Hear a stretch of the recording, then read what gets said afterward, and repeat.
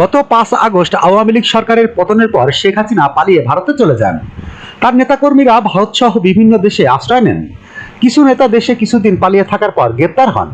হাসিনা সরকারের অন্যতম শক্তিশালী মন্ত্রী ছিলেন হাসান মাহমুদ।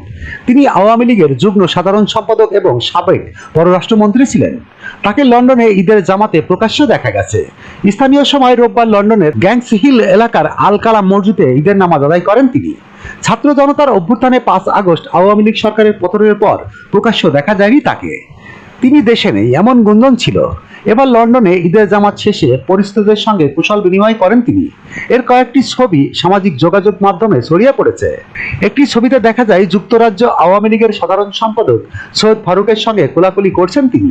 আরেকটি ছবিতে হাসান মাহমুদের সঙ্গে সাংবাদিক সৈয়দ আনাস পাশার ছেলে ও আরটিভি সাংবাদিক মাহাতিব পাশাকে দেখা যায়। ছবিতে আরো দুটি কিশোরকে দেখা গেছে। ওই দুই কিশোরের পরিচয় সম্পর্কে সাংবাদিক সৈয়দ আনাস পাশা গণমাধ্যমকে বলেন, ছবিতে হাসান মাহমুদের ডান পাশে দুজনের একজন খুব সম্ভবত ওনার ছেলে এবং অপরজন ভাতিজা। তিনি আরো বলেন, হাসান মাহমুদ বেলজিয়ামে থাকেন। লন্ডনে লেখাপড়ারত ছেলের সঙ্গে ঈদ করতে তিনি লন্ডনে এসেছেন। ওই সাংবাদিক আরো বলেন, যুক্তরাজ্য আওয়ামী লীগের সাধারণ সম্পাদক সৈয়দ ফারুক সম্পর্কে আমার চাচা এবং লন্ডনে আমরা একই এলাকায় বসবাস করি।